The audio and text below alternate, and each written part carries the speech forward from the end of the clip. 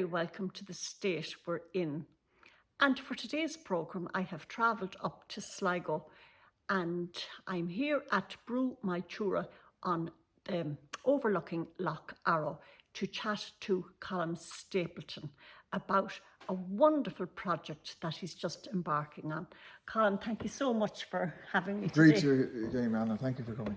Maybe you might just begin, I suppose, by telling us something about this amazing building that we're sitting in. Yeah, it's a big round building on top of a hill, and it's 100-foot diameter, I think.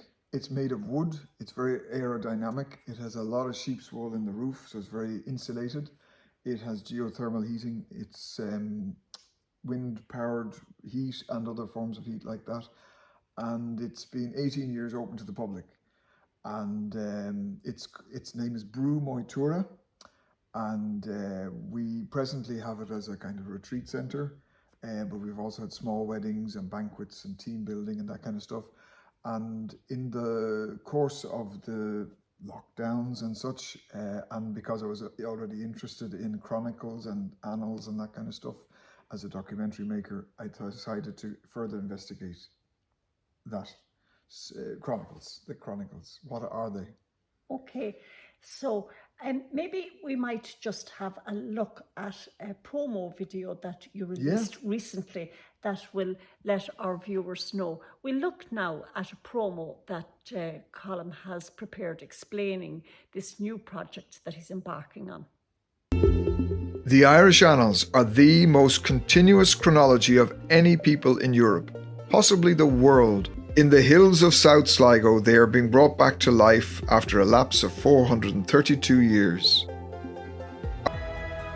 We want to welcome the public to view and inform our process. In a time when state news, fact-checkers and amateur sleuths are vying for attention, along comes a broadsheet that dares posterity. Can it outlast the clouds and databanks? Simple notes in inviolable ink, squeezed from on-site plants and oak galls. Our own paper is made from a pulp of tabloids, locally sourced rushes, and the bark of a sacred tree. The sure hand of the in-house calligraphers of the scriptorium keep the momentum. This latest log of this island's entire people and its diaspora has gotten the name the Rare Book of Moytura. So there's just a few things that I'd like to ask you. So what I take from that is that the chronicles actually began outside of Ireland. They did, yeah. They began in, I think, to be precise, 303 AD. Yes. I think it started in Constantinople, now Istanbul. Eusebius, who I think is a saint, I'm not quite sure if he's a saint. He's Palestinian Christian. He started writing a world chronicle, which had never, as far as I'm aware, had never been assembled before. Others had taken different parts of history, but no one had assembled the whole history of the known world. So he took his information from the Roman world, the Greek, Egyptian, Babylonian, Mesopotamian, and he assembled it from the creation onwards. Took all those sources, and he'd have all the almost 1,000 years of Olympic winners, this kind of, so the sports in it as well. And that was written in Greek. He brought it up to 325 AD to the moment when Constantine, the emperor, made the empire Christian. Yes. So that's his end point. So the chronicle ends there. So creation to Constantine. And then it was translated by Saint Jerome. I think it was, a lot of that was done, I'm not absolutely sure, in Bethlehem. Right. Jerome lived in a cave in Bethlehem. So he translated into Latin. And then that went to Rome. It was in the hands of a character called Rufinus, and then it left Rome kind of when the Vandals or Visigoths were invading Rome. They had to get out. They went to Sicily for safety. They had to leave there. They went to kind of the region around Bouches du Rhône, Marseille. It was there for a few years. And then it sort of very suddenly arrives in Ireland. Right. And according to Dr. Dan McCarthy, who's kind of, his book, The Irish Annals, is the one we're kind of taking inspiration from, it arrives possibly 420 to 425. So it's kind of a good few years before Patrick arrival. So it's the bringing of Christianity before St. Patrick. As 3 monks arrive at it, and there's doubt as to whether it's in Dunshaughlin it might have been based, or O'Loughlin, which is in Carlow, or Tala. So there are the 3 choices of likely places, and Dr. McCarthy kind of worked out the idea of what proves that it's in Leinster rather than somewhere else. And so the book continues, it continues to chart what's going on in Ireland, and whatever stray bits of information are coming in from outside. You know, is the Pope dead? Is the Emperor in Constantinople alive or new or whatever? It moves to Louth. As far as I know, it's Dromeen in County Louth, and then Louth Abbey in County Louth. And it's in Louth, it's in Dromeen that St. Columba is likely to have copied it. Now, this is a very debated subject, and this causes ructions, and the end of that is that St. Columkill goes to Iona with the chronicle. Right. And it sits there for the best part of 200 years. And it always moves when it doesn't feel safe or influenced by things it doesn't want influencing it. So there's a kind of it has the Picts coming from the north of Scotland, has the Saxons coming up from the south. And it's, a good few decades before the Vikings arrived, the book moves out again, and it comes back into Newtownards. Movilla Abbey, Newtownards. And it's there for only 12 years. And in that 12 years, it gathers all into itself all those myths we know about the Milesians and the Tuatha De Danann and the Firbolgs and the Fomorians and all that Book of Invasions type material enters the annals then. And then that itself gets linked to Enail kings and all sorts of living chieftains and kings, be it in Ulster or further away. So it then moves about 753, may have gone to Clonfert, not too sure, but it ends up in Clonmacnoise and spends, as you know from the video, 500 years there. And then the Normans are coming in, and it splits up, and it becomes ultimately the Annals of Ulster, the Book of Armagh, I think, and the Annals of Inishfallen in Killarney, Lake of Killarney. So my interest was because there seemed to be an awful lot of later versions of the Annals written in this area, Lough, Boyle, the Four Masters up in Ballyshannon area. And I became fascinated. I was making a documentary about Tara, where it's got its mythos from, and a lot of that involved sifting the annals in a way that I'd never known about them before. I was just fascinated by them. And then it was in the lockdown that I went and read Dr. McCarthy's book, The Irish Annals, and I was shocked to see that they were continuous. I never knew they were continuous, and I always thought there was big gaps of Viking invasion here, there, and whatever. And I think from Dr. McCarthy, I got the idea for his research was that most people before his research, I'm really assuming this, would have said, if they're writing in 800 about 420, they're pretending it's 420, but they're not writing in 420, where his researchers would indicate they're writing from 420 continuously onwards. And there might be the odd bit of a gap, a pestilence or a Viking attack or something, might leave a year or two out, but it's diligent, it's continuous, and that was a shock. And what year did it finish? It's a mixed. We're following Dr. Dan, and he says it finishes 1590 in the Annals of Lough. Now, I had thought before then there was 1616, and it was the Annals of the Four Masters, but I think the Annals of the Four Masters are seen more like an amalgamation, almost encyclopedic grab of all the information, as opposed to a diligent annal that's kind of been decades in the writing, which is what the Annals of Lough are. Okay. And the next question I want to ask you, I mean, that is a chronicle of perhaps close to 2,000 years of history, world history, Irish history. Is it one document, or is it an amalgam of several documents like the Bible? It's an amalgam. It wouldn't be as neat as the Bible, I don't think, in that sense. I've only started the research through Dr. McCarthy's book, but from that I'd have the impression that it's sometimes a scribe might be taking a piece from, we'll pretend, the Annals of Ulster, and they're taking another bit from the Annals of Inishfallen and another bit from another. And it's not. It is continuous in the sense that it's not just 2,000 years, it's actually 6,000 years. Well, notional 6,000 years. Yes. So they take the biblical sense of millennia. Yes. It's not 6, it's probably less than 6, because 6,000 years brings you up to 1996, I think, if you were accurate about it. But the point I'm trying to make is that visually, if you were to actually read the annals, that it is actually a collection of books rather than just one single huge big manuscript. It was one. It seems to be one single manuscript on its arrival in Ireland, and as I said, it could seems. Obviously, Columba notionally copied it. Like, does that mean there's a second book wandering about? But we don't know anything about that. And where are these housed?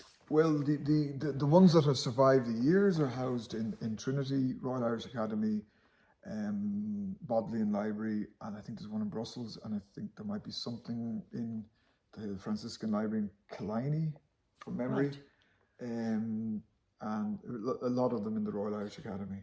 Okay. And Trinity. So we fast forward Yes. to the present, and lockdown came. Yes. And you came up with this wonderful idea. Tell me about it. Well, it had toyed. I did an experimental one in May 2010, which is 2 years after making the documentary on Tara, and it was very playful and a very bit abstract and a bit too poetic.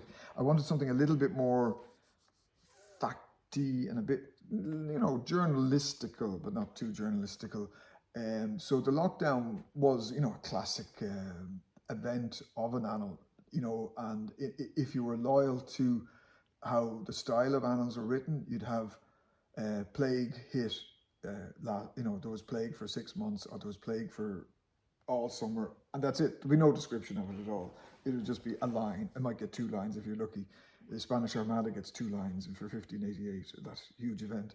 But anyway, so I was up here with the lockdown going on, and listening to the radio, wondering what's going on, and the annals were just knocking at the door saying, we'll describe this for you.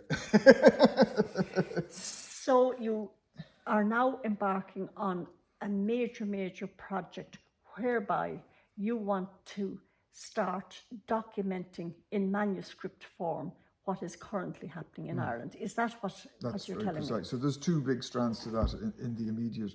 There's the ongoing, the lesser strand is the ongoing annal, which we've just completed 2020, completed the words of it maybe 4 months ago, the calligraphy of it just completing now, launching on the 4th of December.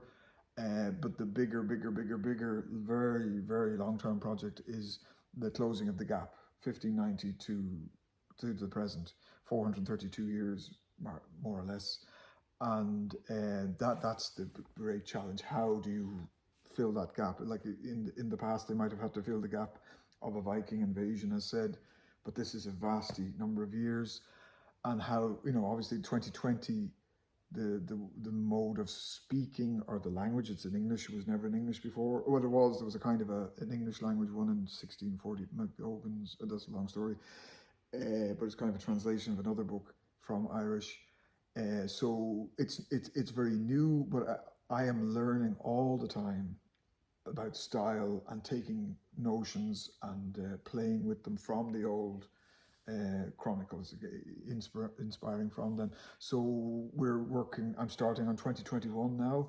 The big lesson just so far is try to write them as near to the time as possible, because you're already colouring it by this late 2021. So if I wrote the 2020 annals now, I'd have a very different set of annals. And it's very important to write as near to the moment as possible, to be pure to the moment instead of the hindsight. So that's an important part of it. And then ultimately we want this Brú Moytura to become a that's what it's becoming in 2022, a scriptorium, so people can come and learn calligraphy, ink making, paper making, but ultimately we want it to be a kind of a filter place for everything about the annals, a museum, but that is a living museum with lots of action and activities. But the annals are vast, so we're going to try and have circulating exhibitions that shine a light on different aspects of the things. So, for example, Brian Boru, that people are always trying to suit the annals to their own dynastic wishes or power struggles and things. So Brian Boru would have I think he would have insisted that he be referred to as the Emperor of the Irish in the annals. So that was the first time such a grandiose term was used.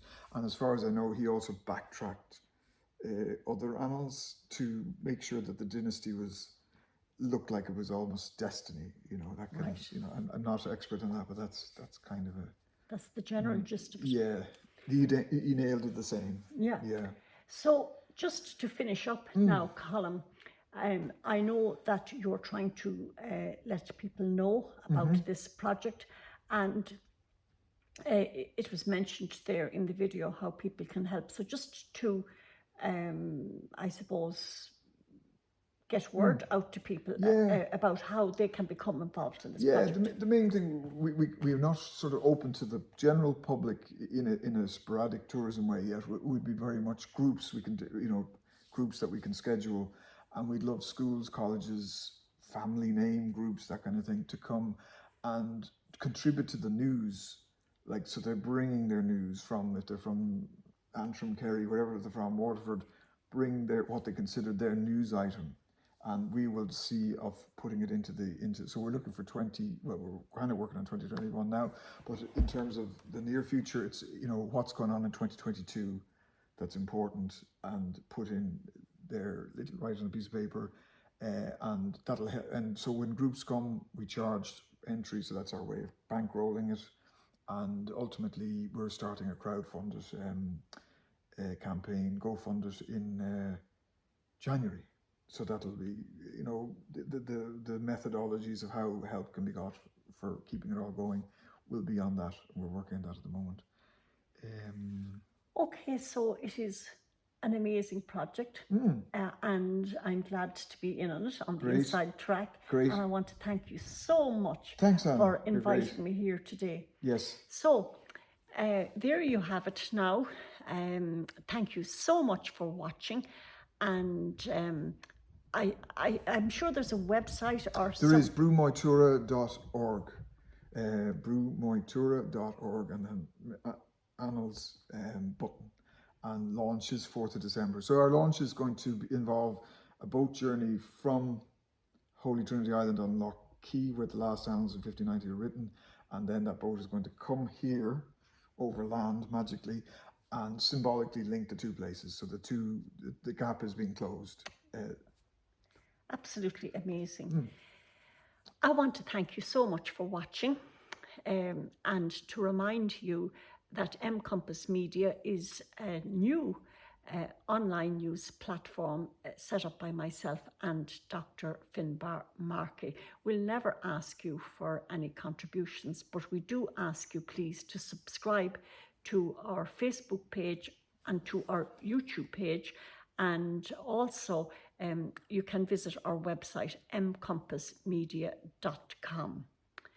Your share is very, very important because it helps to get the message out to a much wider audience.